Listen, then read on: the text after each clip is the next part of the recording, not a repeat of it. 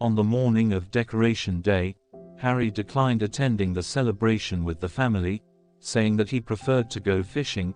Lots of other fellows were going.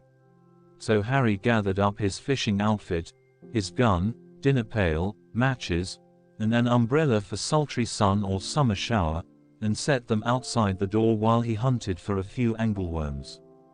The parents bade him goodbye, to take care of himself, and not go too far up the canyon, for the walk home after pleasure is over is always a longer one than that of going.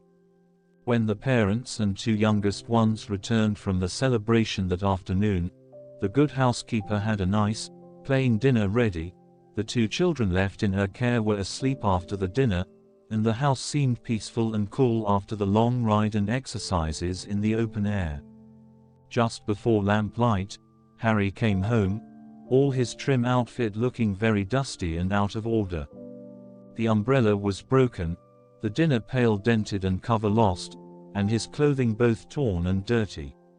But Harry proudly showed a trout that he had brought home for Mother's own supper. No one else must ask for a taste or even accept a proffered portion, or cast admiring glances that way. The trout was about 5 inches long and had a peculiar, ragged appearance. "You see," explained Harry, "the line got tangled after he swallowed the bait, and I shot him for fear he'd get away." "There was no danger of that," said Harry's father. The proud son now expressed a determination to make a fire and cook the trout. "Oh Harry, don't make a fire tonight and heat the house. The trout will do for breakfast. Mother, the housekeeper might eat it herself.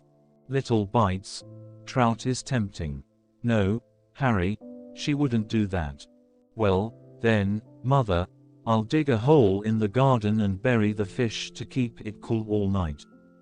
"Very well," said she, and Harry spent half an hour in the garden, then came in satisfied with the labors of the day.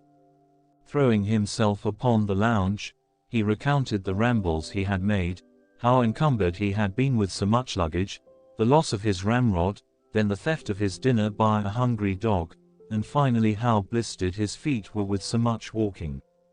But he had enjoyed himself.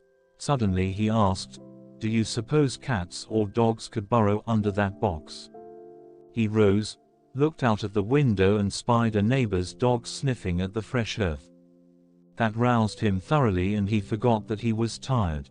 The dog was chased for a block away, the trout was dug up, the protecting wrappers of paper, cloth, and leaves were removed, a hot fire kindled, and the trout put into the oven. Baked trout, Mother, is a delicacy enjoyed by epicures.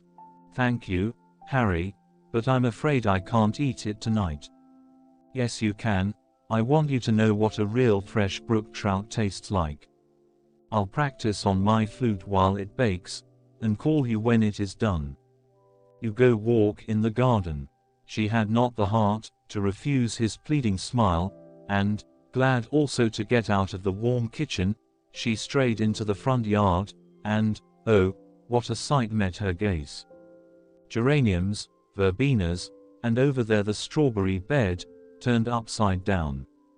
Holes and mounds of earth, and, lying crossways of a pansy bed, a hoe and long-handled shovel. "What does it mean?" she asked the housekeeper, who was just returning from an errand uptown. "He said it was searching for angleworms, ma'am." Harry's mother re-entered the house after a serious conflict with self, whether to scold or not to scold, and there was he upon the lounge fast asleep after the weariness of the day. She went to the oven. The trout was done like a chip. When Harry was awakened for bedtime, he said, "Mother, I enjoyed your having that trout more than though I had eaten it myself." "I know it, my son, and now won't you eat some raspberry pie and sweet milk, for I am sure you must be faint." "Faint? I'm starved. Mother, I couldn't love you more if you were an angel." Harry concluded this declaration with a rapturous hug, and turned with a boy's own appetite to his tempting meal.